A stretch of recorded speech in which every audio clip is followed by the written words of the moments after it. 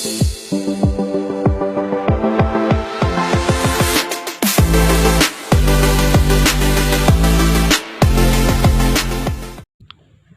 what's up guys, magandang araw sa inyo.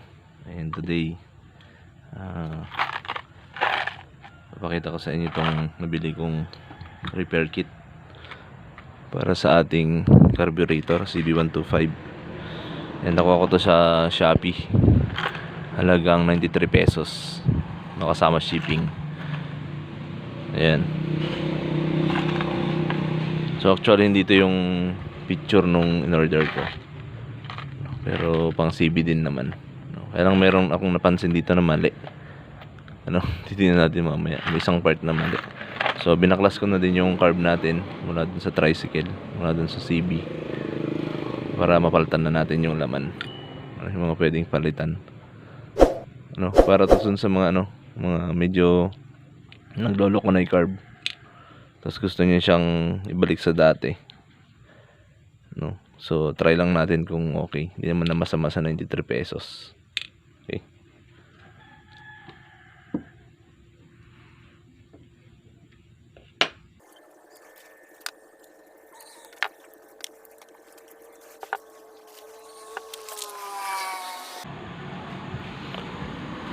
So ito guys yung mga jettings.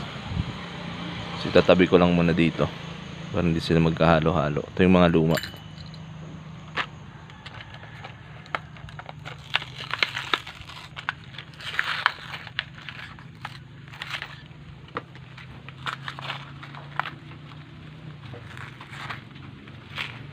Okay, so laman niya guys, may dalawang o-ring,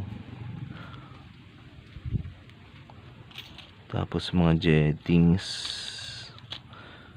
Ito ay yun lang, wala siyang tatak kung ilan tong jettings, yan ang number.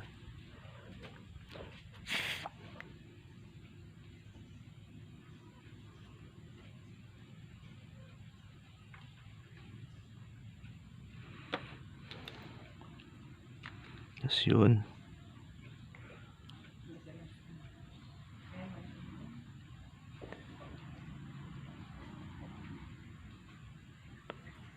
Ito guys, ang tatak niya ay 89.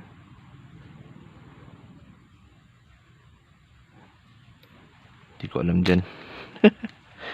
Tapos ito guys, hindi naman to pang CB, ang alam ko. Try nga pala natin baklasin.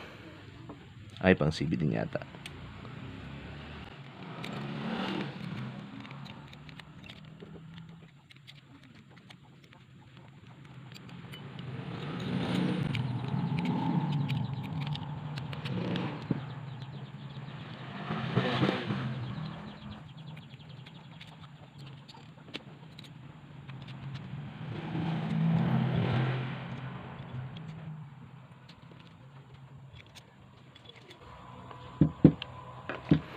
So yun guys, natanggal ko na mga jettings.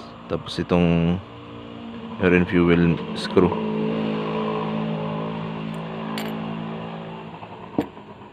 Okay, so hanapan ko na lang sila ng kapares, yung kamukha niya guys. So ito dito,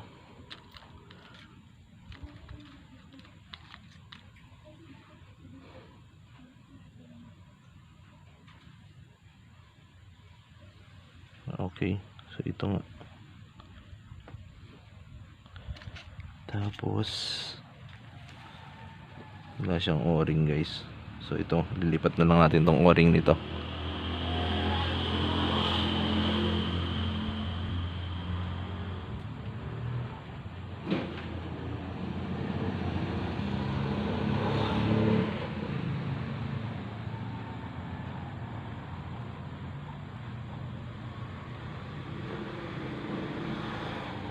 So yun.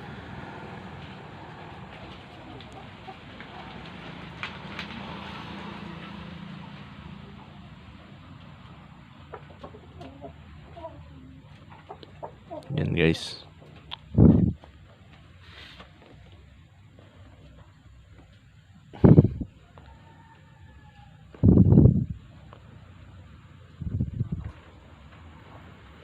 Hindi makita. Yan.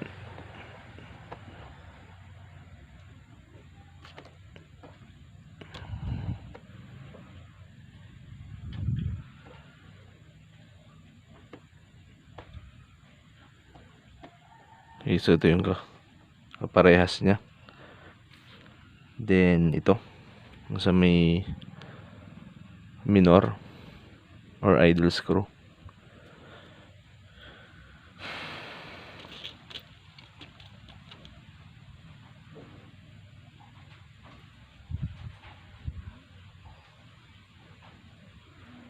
Parang magkaiba sila ng thread.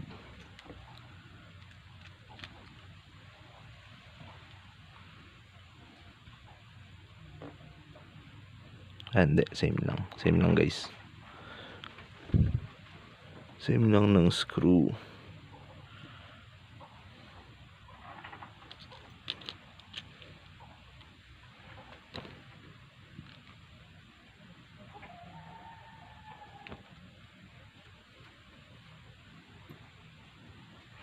Then yung jettings, hindi ako sigurado dito sa jettings niya guys, kasi magkaiba ng number. Itong alam ko to is 32 eh.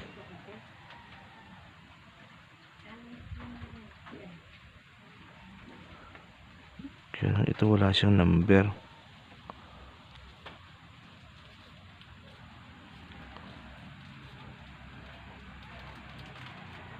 Tsaka sobrang late guys ng butas.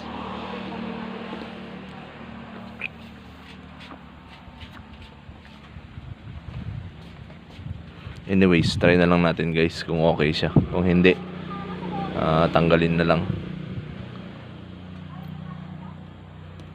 And ito,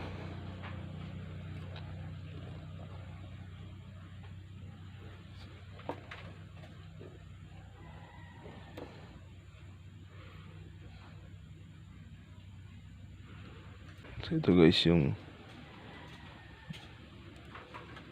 sa may needle.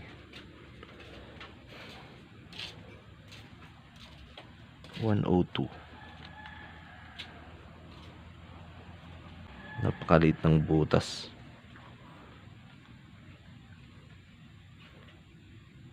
Tatry lang natin guys kung pwede siya. Okay, so ito yung sinasabi ko, merong mali dito sa mga items niya.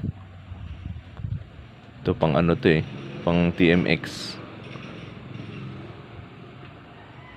Yung ano niya to eh, hindi ko alam kung idle screw niya to or what, pero wala tong ganito sa pang CB.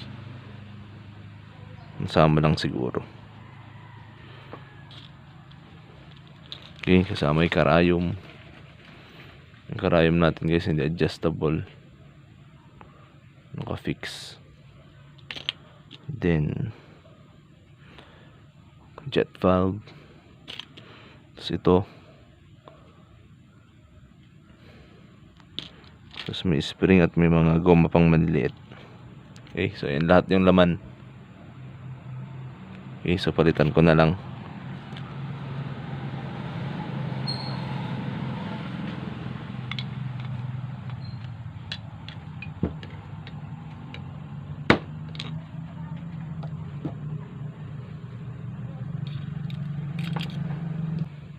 Okay guys, assemble na natin.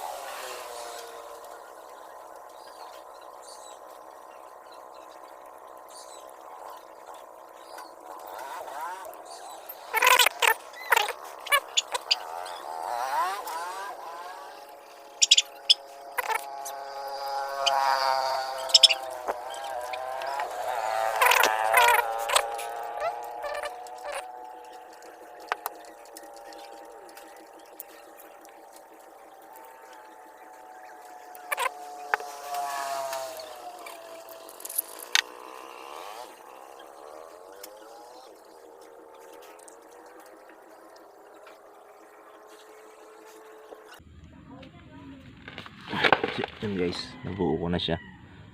Yan, may ganyan yung carburetor kasi lost thread na. Yun ang ng paraan. Yan. So try natin guys kung pwede.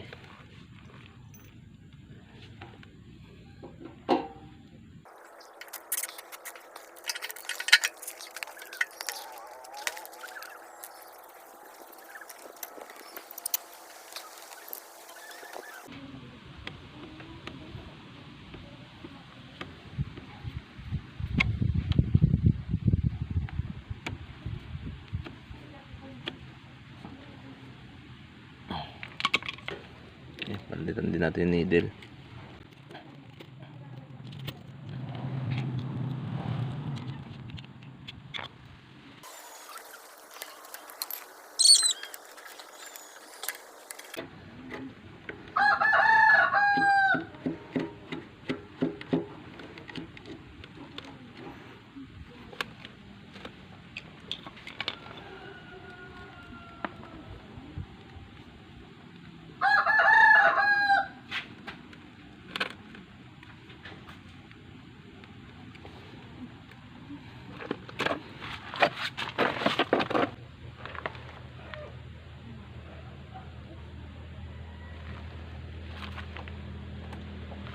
Ganda rin na natin.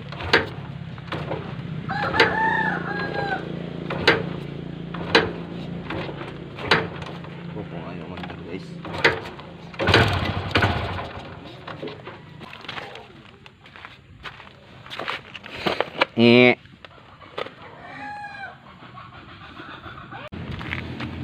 Na guys, palpak. Bidin na bidin siya sa gasolina. Masyadong maliliit guys yung ano, jettings niya. So I guess balik natin yung original na jettings, then the rest dito okay na lang siguro yan.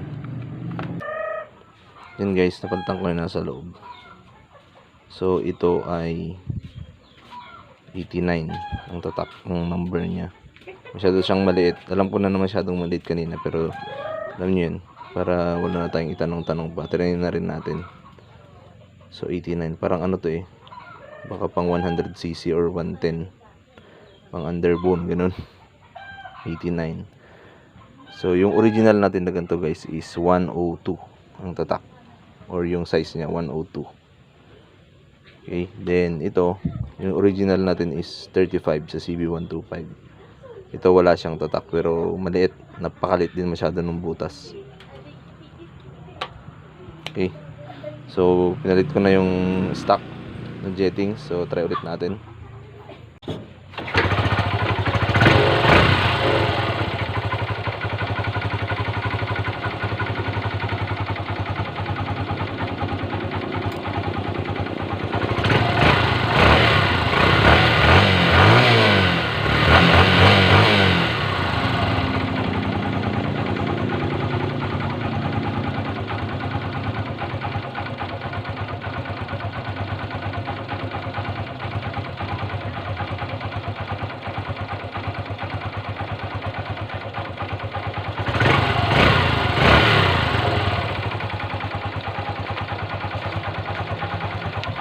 Alright, so okay na guys. So yung jettings talaga, huwag nyo, kung bumili man kayo ng repair kit, sigurado yung jettings tama. Pero may original pa naman tayo, hindi pa naman siya masyadong galgal. So yun muna yung pinalit natin. Siya na kayo madumi yung Civic ko at umuulan dito sa amin. Paulan ngayon. So yun guys, maraming salamat sa panonood. Kung meron kayong katanungan, tanong lang kayo. Shoppee ko lang yan nabili guys. No, although hindi siya perfect, may mga parts ka naman na makukuha. So mura lang.